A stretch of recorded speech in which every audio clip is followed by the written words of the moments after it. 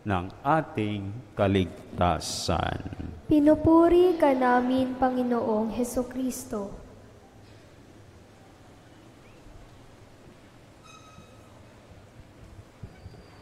Magandang hapon po sa inyong lahat. Hello? Hi! Walang malakas dito, ano? So, ngayong ika-5 linggo sa karaniwang panahon, ano po ang ating ipinagdiriwang? Araw ng panalangin at kamalayan laban sa human trafficking. Ibig sabihin, sa araw na ito, dapat manalangin tayo at dagdagan natin ang ating kamalayan tungkol sa human trafficking. O, alam ba ninyo ang human trafficking? Aba, ang galing-galing naman ninyo. Ano ba yung human trafficking? Ha?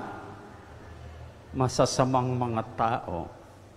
So, masasama daw yung mga human traffickers. Pero ano bang ginagawa? Ano ba yun? Gumagawa sila ng mapang-aliping pagpupuslit. Alam niyo ibig sabihin ng pagpupuslit? Ng mga tao. Lalong-lalo na sino-sino? Mga bata at mga babae. O, sa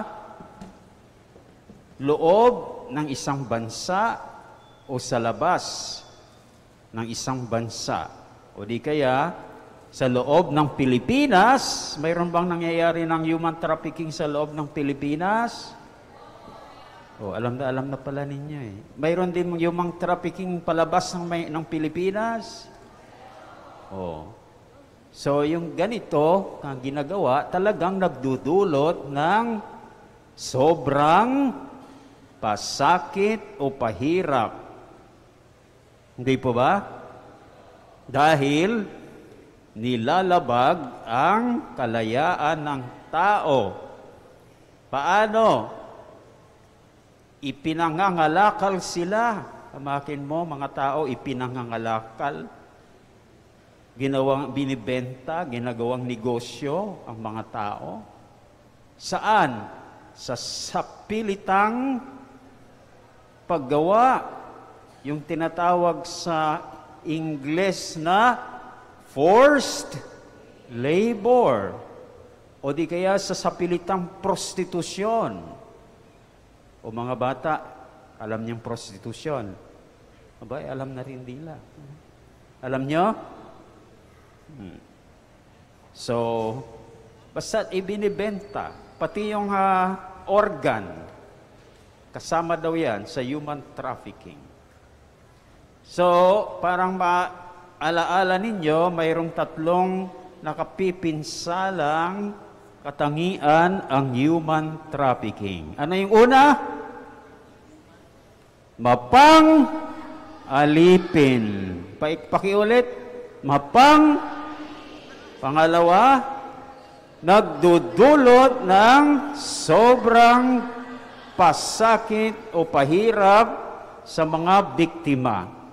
At pangatlo,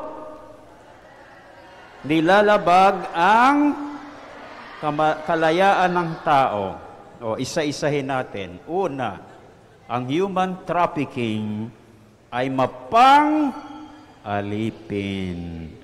Aling pagbasa ngayong ika-5 linggo sa karaniwang panahon. Hindi pa ako tapos. Na mayroong sinasabi tungkol sa isang tao na alipin, hindi alipin ni numan, pero alipin ng lahat. Ikalawang pagbasa. Galing naman ninyo dito, unang-una kayo. Galing saan, sister? Sa unang sulat ni Apostol San Pablo sa mga taga-Korinto. Ngayon, sino yung taong yon? Si Apostol San Pablo mismo. Okay? Si Apostol San Pablo, no? O bakit ang pagiging alipin ni Apostol San Pablo ay tama? Subalit ang pagiging alipin sa human trafficking ay mali. Dahil sa pagiging alipin ni Apostol Pablo, alipin siya ng alin? Alipin ng magandang balita. Kaya ipinangangaral niya sa lahat para makahikayat ng lalong marami sa kaligtasan. Kaya mali ba yun o tama? Tama. Pero ang pagiging alipin sa human trafficking ay naghihikayat sa kaligtasan ba? Saan? Kapahamakan, kabaligtaran, no? So, kapag sa kapahamakan, tama po ba yun o mali? O, mali, maliwanag, no? So, yun, mali ang pagiging alipin sa human trafficking. Ikalawa, ang human trafficking ay nagdudulot ng sobrang pasakit o pahirap sa mga biktima. Agree kayo? Sa palagi ko naman, narinig na ninyo ito sa mga balita, hindi po ba? Narinig ba ninyo? Samut-saring pahirap. Hindi po ba? Yung iba dyan, dahil forced labor, pinipilit na magtrabaho, no? Kahit pagod na. Hindi po ba? Kahit na sobrang pagod na sa trabaho, binibigyan ba sila ng sahod? Wala. O, ganun talaga pahirap. Pero anong pagbasa? Aling pagbasa ang nagsasabi na ang tao ay alipin at naglalarawan sa unang pagbasa mula sa aklat ni Job. So, sinasabi dito sa unang pagbasa mula sa aklat ni Job na ang tao'y sagana sa hirap. Anong sunod? Tad-tad ng tiisin o bat-bat ng tiisin at lungkot ang dinadanas. Masasabi ba natin na ganito rin ang nararanasan ng mga nasa human trafficking? Sagana sa hirap, bat-bat ng tiisin, at lungkot, talaga namang lungkot ang dinadanas. So tamang-tama ang description ni Job, nagtugma sa mga dinadanas ng mga nasa human trafficking. Amen? So, ang human trafficking na nagdudulot ng sobrang pasakit o pahirap sa mga biktima ay tama ba o mali? Mali. Very good. So, dadako na tayo sa pangatlo. Ano ba yung pangatlo? Ang human trafficking ay nilalabag ang kalayaan ng tao. Sa aling pagbasa, dalawang pagbasa ito, dahil sinama na natin, may sinama tayo, no? Dahil lagi nating nakakaligtaan yon. Pero salita rin ng Diyos yon, hindi po ba?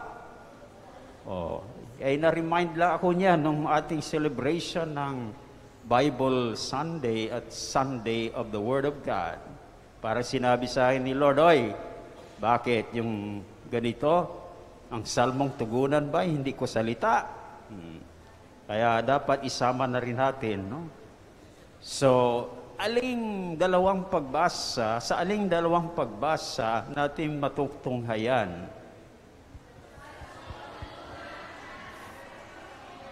Ano na ba? Tapos na ba ako sa aking tanong? Ano na ba yung tanong niyan? Sa aling pagbasa matutunghayan na mayroong gumagawa para sa kalayaan ng tao. Sa Ebanghelyo, ano yung ikalawa? Salmong tugunan. Sino ang gumagawa para sa kalayaan sa salmong tugunan? Ang Panginoong Diyos. Sa Ebanghelyo naman, sino? Ang Panginoong Jesus. Ano ang ginawa ng Panginoong Diyos para sa kalayaan sa salmong tugunan? Gumawa siya para sa kalayaan ng mga Hudyo. Hindi po ba? Parang ito yata yung pinakauna sa mga human trafficking. Sila ang nakaranas ng human trafficking dahil itinapon sila. Di ba? Hindi lang ipinuslit, itinapon saan? Sa Babylonia. At doon sa Babylonia, nilupig sila. So, sobra, no? Pero paano, anong ginawa ni Lord para sa kanilang kalayaan? Ibinalik sila sa kanilang sariling bayan. Anong sariling bayan nila? Israel. Sa Ebanghelyo naman, ano-ano ang ginawa ng Panginoon para sa kalayaan ng tao? Mayroong 3. Kalayaan sa sakit. Paano niya ginawa yon? Pinagaling niya, una, yung biyenang babae ni Simon Pedro. At pinagaling niya ang lahat ng mga may karamdaman, lahat ng mga may sakit, anuman ang kanilang karamdaman. Ano yung pangalawa? Kalayaan sa demonyo. O paano pinalaya ni Lord ang mga may demonyo sa kanila? Pinalayas ang mga demonyo. At yung pangatlo, kalayaan sa walang kaalaman. Paano pinalaya ni Lord? Sa pamamagitan ng pangangaral. Dahil kung sa pangangaral, lalo tayong nagkakaroon ng kaalaman. So, maliwanag dito sa dalawang pagbasang ito na ang Diyos ay para sa kalayaan ng tao. Kaya, ang human trafficking ay hindi sang-ayon sa kalooban ng Panginoong Diyos. Kaya, ang human trafficking na nilalabag ang kalayaan ng tao ay tama po ba o mali? So, mali. So, ilang beses mali ang human trafficking? 3. Ano yung una uli? As a summary? Mapang-alipin, mali. Pangalawa, nagdudulot sobrang pahirap o pasakit. Pangatlo, ayun, alam na ninyo. Nilalabag ang kalayaan. Kaya maling-mali. Kaya nararapat lamang na tayo ay manalangin, tama? Kaya araw ngayon ng panalangin. At sugpuin, kumilos tayo, hindi lang panalangin. Kumilos tayo para sugpuin ang human trafficking. Amen?